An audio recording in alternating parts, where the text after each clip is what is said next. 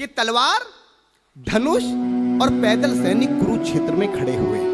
एक बिंब बनाता हूं, चित्र बनाता हूं कि तलवार, धनुष और पैदल सैनिक कुरुक्षेत्र में खड़े हुए, रक्त पिपासु महारथी एक दूसरे सम्मुख खड़े हुए। कई लाख सेना के सम्मुख पांडव 5 बिचारे थे। एक तरफ थे योद्धा सब, एक तरफ समय के मारे थे। महासमर की प्रतीक्षा में, महासमर की प्रतीक्षा में सारे ताक रहे थे जी। और पार्थ के रथ को स्वयं केशव हाँक रहे थे जी। कि और पार्थ के रथ को स्वयं केशव हाँक रहे थे जी। रणभूमि के सभी नजारे देखने में कुछ खास लगे। माधव ने अर्जुन को देखा, अर्जुन उन्हें उदास लगे। कुरुक्षेत्र का महासमर एक पल में तभी सजा डाला। 5 जन्य उठा कृष्ण ने मुख से लगा बजा डाला। हुआ शंखनाद जैसे ही सबका गर्जन शुरू हुआ। रक्त बिखरना हुआ शुरू और सबका मर्दन शुरू हुआ। कहा कृष्ण ने उठ पार्थ, कहा कृष्ण ने उठ पार्थ और एक आंख को मीच जरा, गांडी ऊपर रख बाणों को, प्रत्यंचा को खींच जरा। और आज दिखा दे रणभूमि में, आज दिखा दे रणभूमि में योद्धा की तासीर। यहाँ इस धरती पर कोई नहीं अर्जुन के जैसा वीर, इस धरती पर कोई नहीं अर्जुन के जैसा वीर। यहाँ सुनी उतर गया, सुनी बात माधव की तो अर्जुन का चेहरा उतर गया। एक धनुर्धारी की विद्या मानो चूहा उतर गया।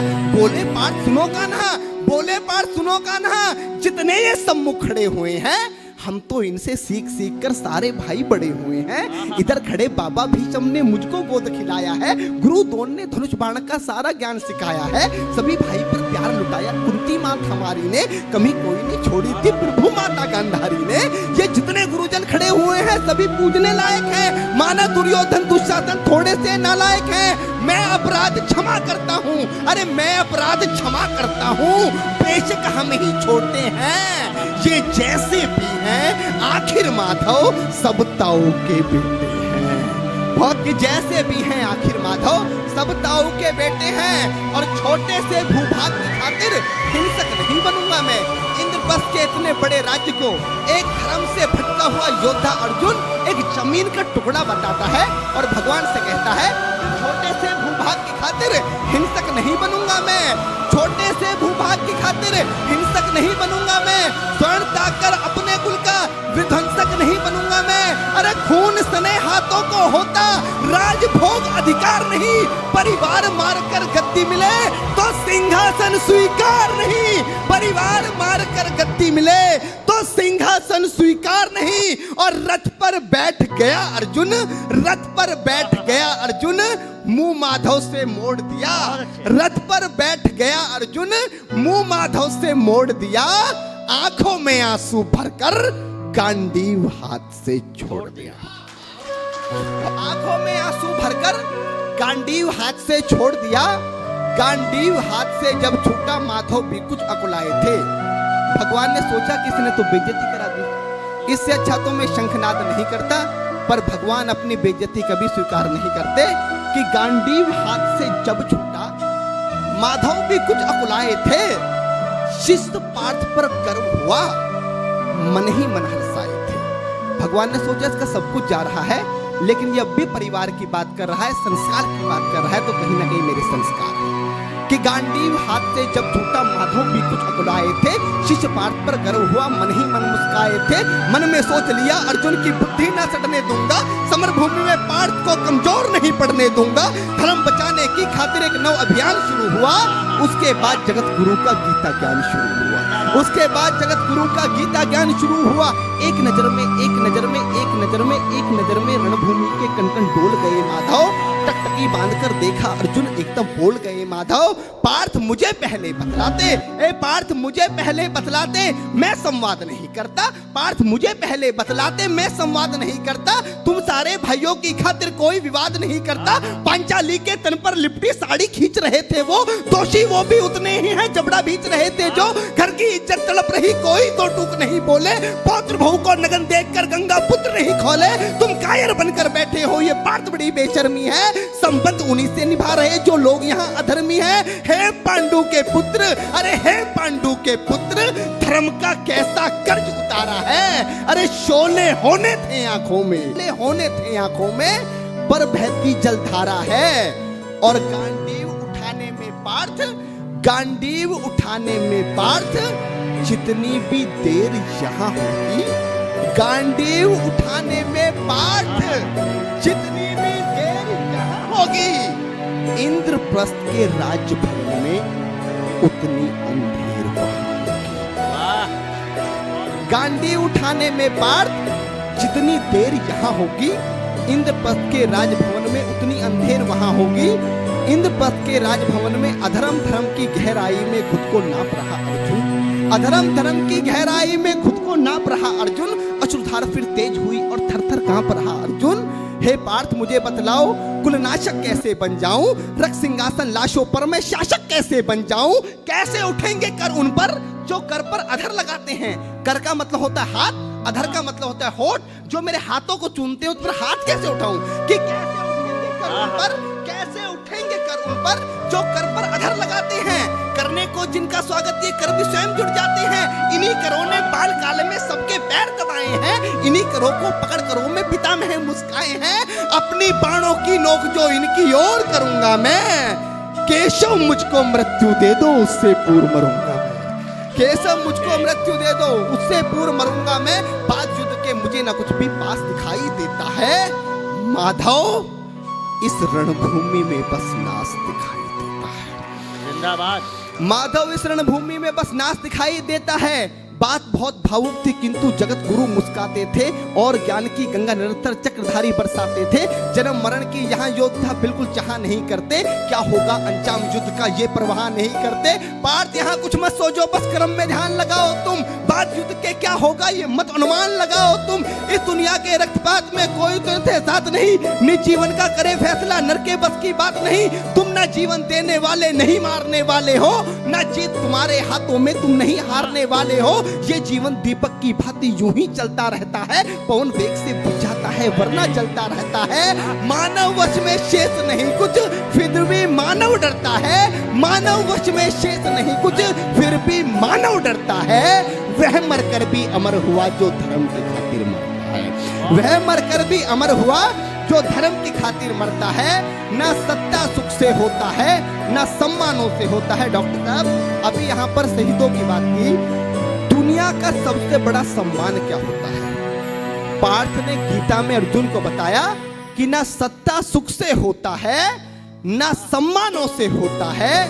जीवन का सार सफल केवल बस बलिदानों से होता है। जीवन का सार सफल बेहद बस बलिदानों से होता है। और देहदान योद्धा ही करते हैं। जब हमारे सेना के जवान, पुलिस के जवान अपनी शहादत देते हैं तो उनको झंडे में लपेट कर लाया जाता है। ये सबसे बड़ा सम्मान है। वही पंक्तियां माधव ने कहा कि ना सत्ता सुख से होता है, ना सम्मानों से होता है। मेरे जीवन की डॉक्टर साहब सर्वश्रेष्ठ पंक्तियां दे रहा हूं अपने जीवन की कि ना सत्ता सुख से होता है, ना सम्मानों से होता है। जीवन का सार सफल केवल बस बलिदानों से होता है। और देहदान योद्धा ही करते हैं।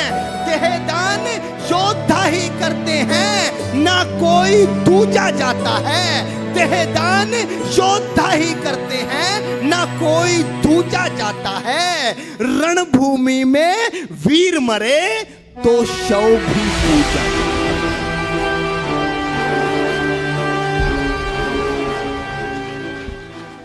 देहदान योद्धा ही करते हैं, ना कोई दूजा जाता है।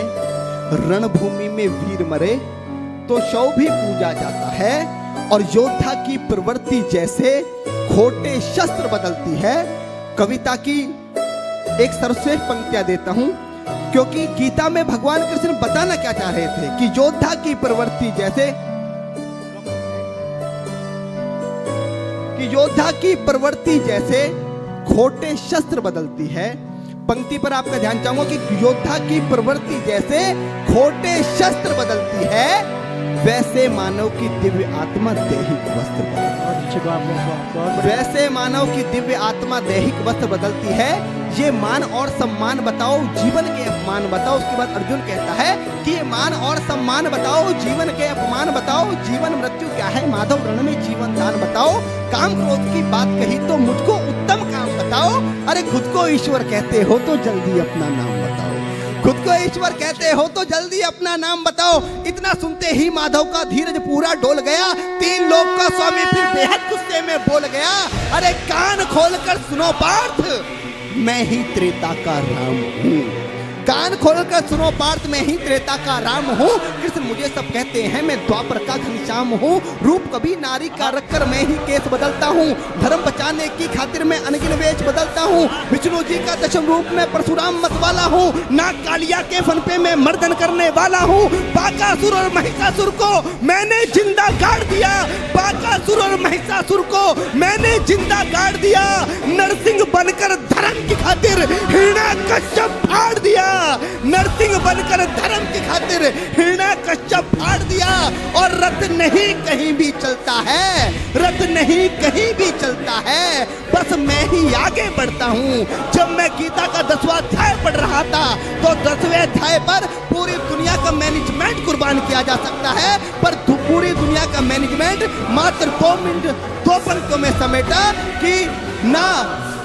कि कान खोलकर सुनो पार्थ, मैं ही त्रेता का राम हूँ। कृष्ण मुझे सब कहते हैं, मैं द्वापर का घनश्याम हूँ। रूप कभी नारी का रखकर मैं ही केस बदलता हूँ। धर्म बचाने की खातिर मैं अनगिन वेश बदलता हूँ। विष्णु जी का दशम रूप में परशुराम मतवाला हूँ। नाग कालिया के फन पे मैं मर्दन करने वाला हूँ। बाकासुर और महिषासुर को मैंने जिंदा गाड़ दिया। नरसिंह बनकर धर्म की खातिर हिरण्याकश्यप फाड़ दिया। और रथ नहीं तनिक भी चलता है, बस मैं ही आगे बढ़ता हूँ। गांडीव हाथ में तेरे है, पर रणभूमि में